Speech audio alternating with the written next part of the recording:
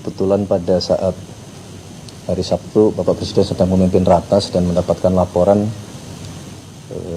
Pertama-tama tentunya kita menyampaikan rasa keprihatinan, duka cita yang mendalam karena sekali lagi terjadi sebuah musibah, dan pada saat itu beliau langsung memerintahkan kepada seluruh jajaran terkait untuk sesegera mungkin melakukan pencarian, dan bila mana telah ditemukan titik koordinat di mana pesawat tersebut mengalami musibah untuk secepatnya dilakukan evakuasi. Dan alhamdulillah seluruh jajaran kita monitor bergerak dengan cepat, Basarnas, kemudian TNI, Polri, di bawah Pangdam dan Kapolda beserta dengan pemerintah Provinsi Sulawesi Selatan yang dipimpin oleh Gubernur telah bergerak cepat dan telah menemukan